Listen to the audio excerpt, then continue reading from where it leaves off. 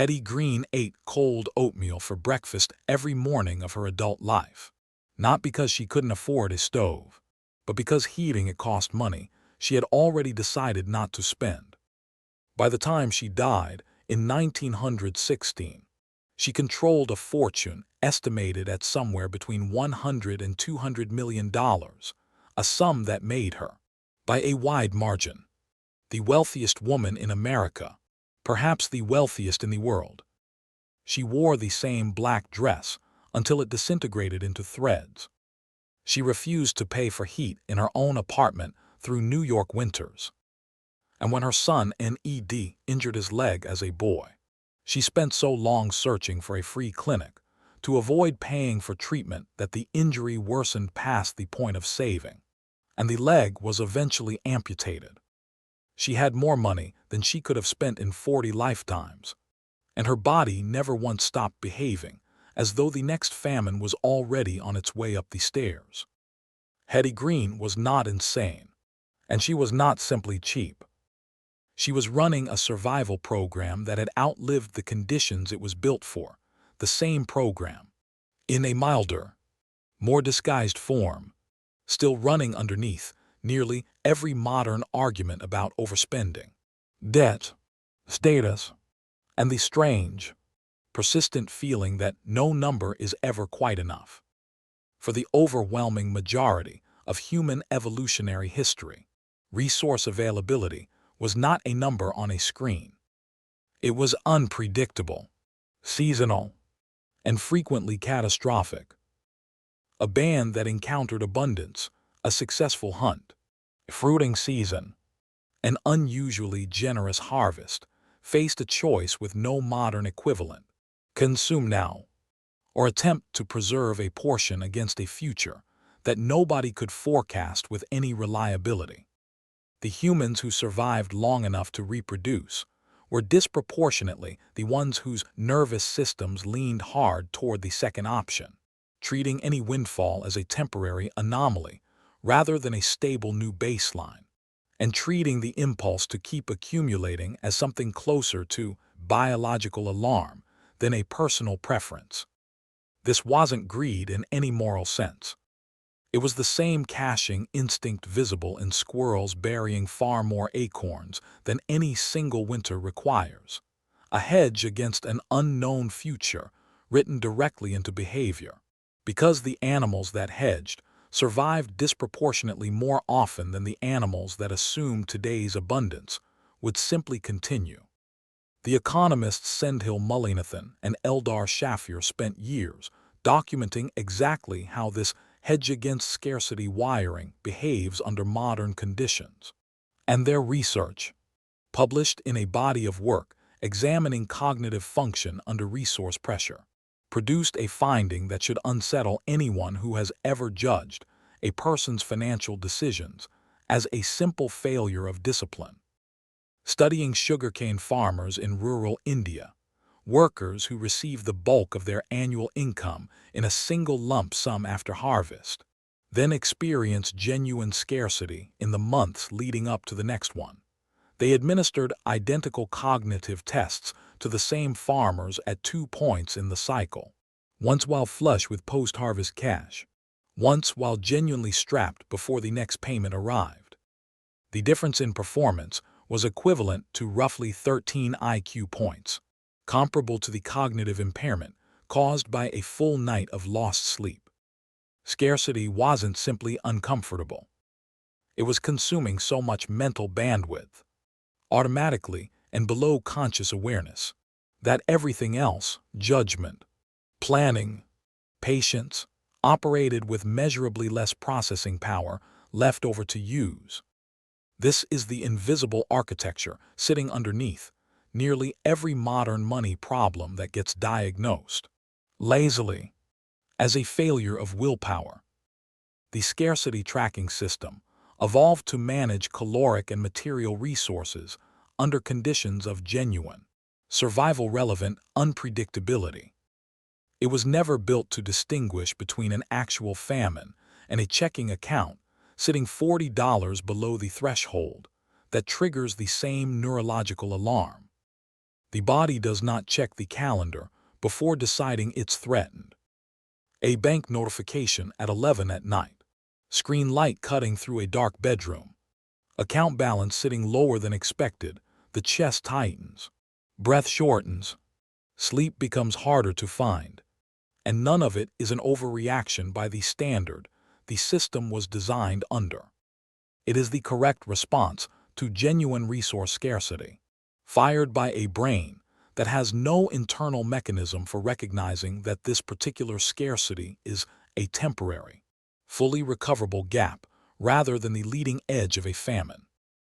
Ulrich Malmendier and Stefan Nagel formalized a related piece of this machinery in a 2011 study published in the Quarterly Journal of Economics, examining what they termed the experience effect on financial risk-taking. Tracking decades of survey data, they found that individuals who came of age during periods of severe macroeconomic hardship, high inflation, deep recession, market collapse, continued making measurably more conservative financial decisions for decades afterward, even once their personal circumstances had improved dramatically, even controlling for income, education, and current risk exposure. The imprint left by early economic scarcity didn't fade once the scarcity ended. It calcified into a durable setting, quietly steering investment choices made 30 and 40 years later by people who, on paper, had every reason to behave differently.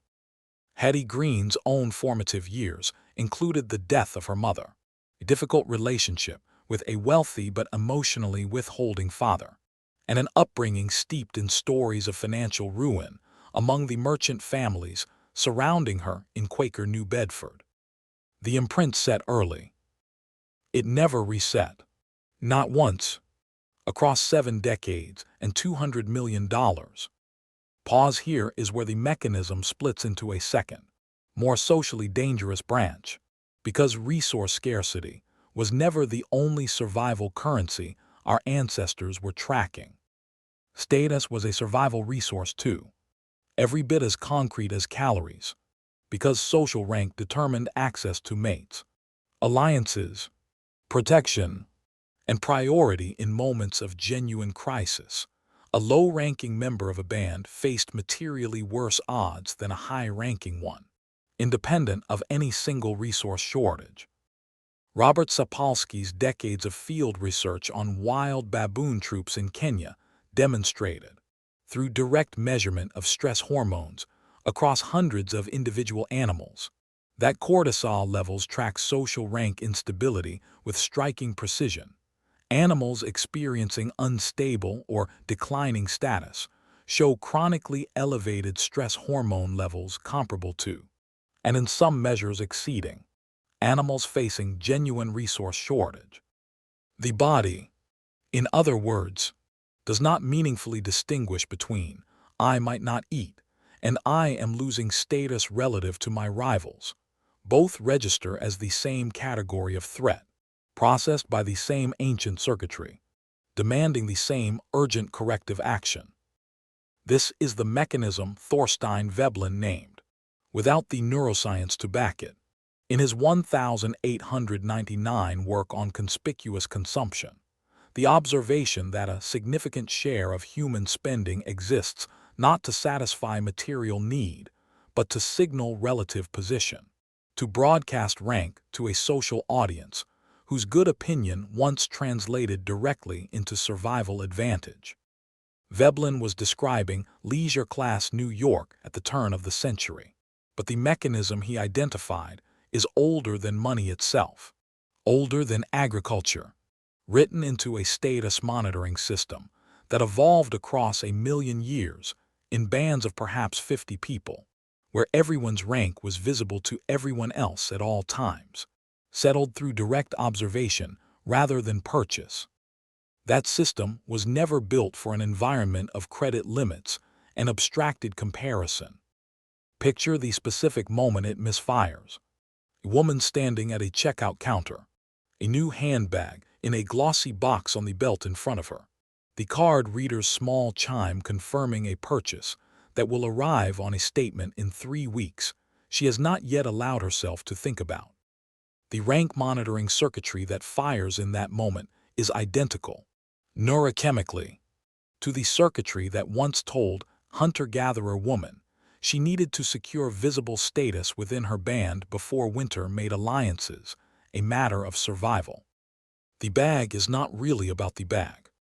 It's about a status signal aimed at an audience that, in any ancestral sense, would have determined whether she ate during a hard season, except the audience now is a feed of strangers and acquaintances whose actual material stake in her survival is zero, and whose approval, even fully secured, transfers no real resources back to her at all. The circuitry fires anyway. It cannot tell the difference between a survival-relevant audience and a decorative one. This is where conventional financial advice collapses most completely, and it collapses at the exact place most personal finance content refuses to look. The standard prescription treats overspending as a math error correctable through budgeting apps and willpower affirmations. Track the spending. See the pattern. Choose differently next time. This assumes the failure point is informational, the same mistaken assumption that plagues most advice about market behavior. The actual failure point is a status monitoring and scarcity tracking system that fires below the level where budgeting spreadsheets operate, faster than conscious deliberation, with the full neurochemical urgency of genuine threat. Telling a person whose ancient rank circuitry has been triggered by a status-coded purchase to just think it through is roughly as effective as telling a baboon with falling cortisol levels to simply reason its way out of a dominance hierarchy. The system was never designed to be reasoned with in real time. It was designed to act first and let reasoning catch up afterward, if it bothers to catch up at all. There is a second inversion buried here. The one Hetty Green's life demonstrates with almost unbearable clarity. We tend to assume the scarcity-driven hoarder and the status-driven overspender are opposite failure modes, one too tight with money, one too loose. They are the same mechanism, expressed through different available channels. Green had no social audience whose approval depended on visible consumption.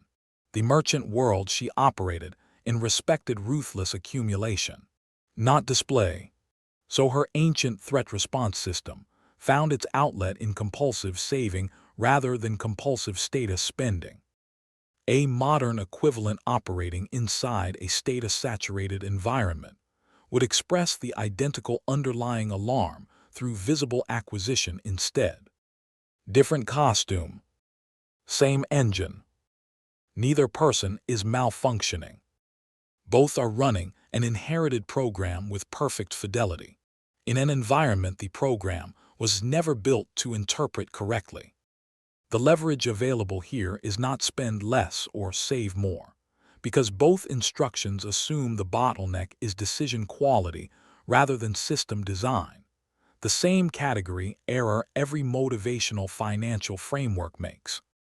The actual leverage is building a structure that doesn't require real-time negotiation with 100,000-year-old alarm system at the exact moment it's firing. This means defining enough in advance, in writing, against fixed and specific criteria established before any windfall or shortfall arrives, a concrete number for emergency reserve, a concrete ceiling for status-adjacent spending, precisely because a definition made calmly in advance survives contact with the scarcity system in a way that a definition negotiated in the moment never will. It means recognizing that an account balance dipping below a threshold is not, in any modern context, equivalent to a famine, and building automatic, pre-committed responses, automated transfers, locked savings vehicles, waiting periods on large purchases that remove the decision from the exact moment the ancient circuitry has seized the floor. There is a colder piece of leverage sitting inside the status mechanism specifically. recognizing that a purchase is being driven by rank signaling, rather than genuine need, requires asking a single, narrow, deliberately unnatural question in the moment of wanting something. Who is the audience this is actually for? And do they have any real bearing on my material survival? The honest answer, almost always, severs the purchase from its ancient justification instantly. Because the rank monitoring system was calibrated for an audience of 50 people whose opinion of you was a genuine resource.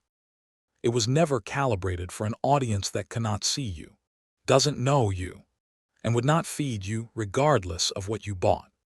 Hetty Green's son eventually inherited a substantial fortune and, by most accounts, used it rather differently than his mother had, funding hospitals and civic projects, spending in ways his mother's circuitry would have registered as reckless. He had lived inside the same household, under the same financial discipline, and had still, somehow, arrived at a different relationship with the number itself.